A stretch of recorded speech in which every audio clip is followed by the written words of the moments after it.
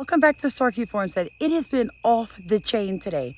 So I put the same video that I did on the Barron Trump collection, the 3 books, the trilogy that I did for you guys. I put it on TikTok today. It went viral. We're at 400,000 views and I'm blown. God is so good. So in this video, I'm going to do 2 more readings from the book 1900 or The Last President. Okay? I want to point out a few things. First off, Lockwood, the gentleman that wrote this book, he looks identical to the current sitting CIA head of the CIA today, the one that Biden put in office. Look at that picture. Look at it. Okay, having said that, yes, Donald Trump's uncle knew and got some of Tesla's stuff. Not saying anything about time traveling, anything that I'm just saying yes. Second, in the book 1900, The Last President, are you ready for this? Barron Trump's dad, the president, actually hires a gentleman to sit on his cabinet by the last name of Pence. I'm not making it up. You'll see it in the clips. Love you guys so much. Thank you so much for rowing with us, joining Starkey Farmstead. As usual, we're not your normal platform. I have been called snarky before because I don't take crap.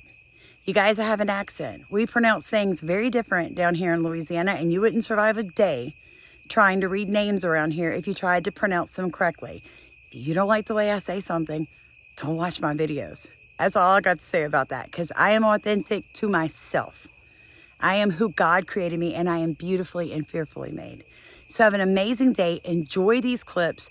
Get ready. Tomorrow I am breaking this video and this book and all this stuff down so deep. I'm going to make your little heads start going, woo, woo, woo, woo, woo, woo.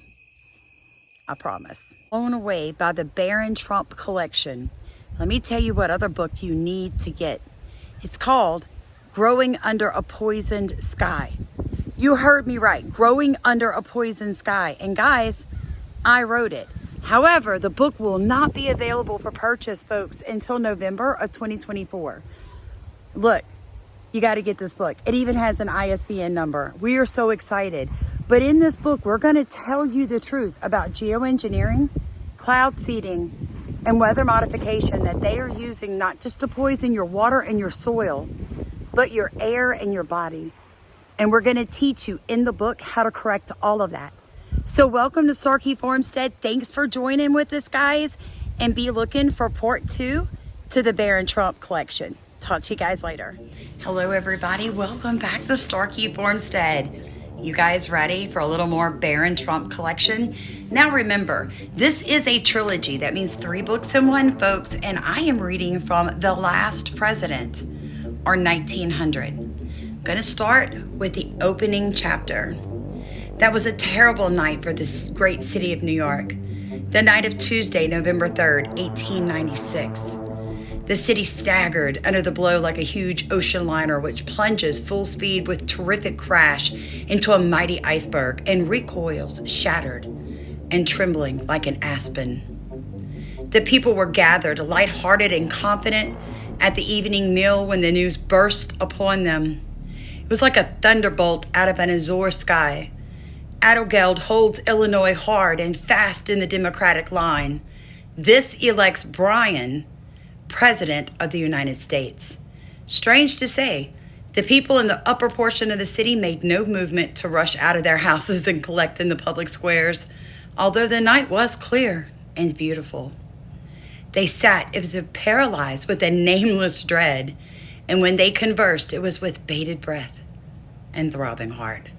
In less than half an hour, mounted policemen dashed through the streets calling out, "Keep within your houses, close your doors and barricade them. The entire East Side is in a state of uproar. Mobs of vast size are organizing under the lead of anarchists and socialists and threaten to plunder and despoil the houses of the rich who have wronged and opposed them for so many years. Keep within doors and extinguish all lights." Here's a bit from chapter 2, folks. Great as has been the world's wonder at the uprising of Mr. Bryan's struggling masses in the city by the sea and the narrow escape of his magnificent homes from fire and brand, yet greater still was the wonderment when the news was flashed across the land that Chicago did not stand in need of a single federal soldier. Chicago is mad, but it is the madness of joy. Chicago is in the hands of a mob, but it is a mob made up of her own people, noisy, rude, and boisterous. The natural exultation of a suddenly enfranchised class, but bent on no other mischief than glorying over and self-seeking souls who have ground the faces of the poor and turned the pitiless screw of social and political power into the hearts of the common people, until its last thread had been reached and despair pressed its lupine visage hard against the door of the laboring man. Now I'm going to stop here. For ones of you who may not have seen my earlier video, this book, the Barron Trump Collection, was written in the 1890s. This book has an ISBN number. There are no new translations, which would then provide a new ISBN number. Has the original. So nobody corrected things and did a reprint. This is the book written 130 years ago. Lockwood is amazing. Now, I'm going to be doing a major breakdown of this on my YouTube channel, Starkey Farmstead, and you can follow it there. But this is for the ones of you who were so excited and went ahead and bought your books, but you wanted a little bit more reading. That's what I'm doing tonight, folks. And so Chicago celebrated the election of the new president, who was to free the land from the grasp of the moneylenders and undo the bad business of years of unholy union between borrowers and sellers of human toil and the lawmakers of the land. Now, I heard a comment earlier today that says people in the 1800s, 1900s didn't speak like this. I literally started to laugh. Of course they did love. They were highly educated, highly educated. They would make most of us modern day people look, well, rather not so smart. Are you ready for one more reading? Just one more before we go to bed.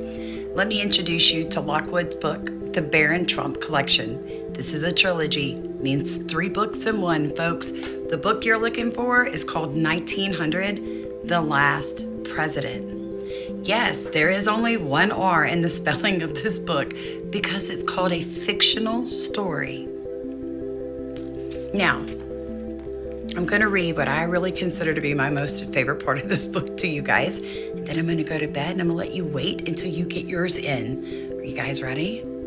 There had been a strange prophecy put forth by someone and had made its way into the daily journals and had been laughingly or seriously commented upon, according to the political tone of the paper or the passing humor of the writer, that the 4th of March, 1897, would never dawn upon the American people. There was something very curious and uncanny about the prediction, and what actually happened was not qualified to loosen the fearful tension of public anxiety, for the day literally and truly never dawned upon the city of Washington, and well deserves its historical name, the Dawnless Day. At 6 o'clock, the hour of daybreak, such an impenetrable pall of clouds overhung the city that there came no signs of day. The gathering crowds could plainly hear the plaintive cries and lamentations put up in the Negro quarters of the city, but not until nearly 9 o'clock did the light cease to shine in darkness and the darkness begin to comprehend it. Does that sound familiar? Yeah, it comes from the Bible. But although it was a cheerless gray day, even at high noon, its heaviness set no weight upon the spirits of the jubilant tens of thousands, which completely filled the city and its public parks and ran over into camps and hastily impoverished shelters outside the city limits. Not until the day previous had the president announced the names of those selected for his cabinet. The South and Far West were fairly beside themselves with joy, for there had been from their standpoint ugly rumors abroad for several days. Sound familiar? It had been hinted that Bryan had surrendered to the money changers, and that the selection of his constitutional advisors would prove him recreant to the glorious cause of popular government, and that the reign of the common people would remain but a dream of the struggling masses. You guys, in this book, the person he chose for his Secretary of Agriculture, his name is Pence. Do you see that? Pence, right there. Okay? Remember, this was written 130 years ago. It is a fictional story. But I will say, curious enough, Lockwood was actually around the time that Donald Trump, the president, his parents and or grandparents would have been in New York. Plus, Lockwood had ties to Germany, which is where the Trump family originated from. If you want to read and hear and see all the connections and cool, amazing things about this book, check it out on my YouTube channel, Starkey Farmstead. Good night.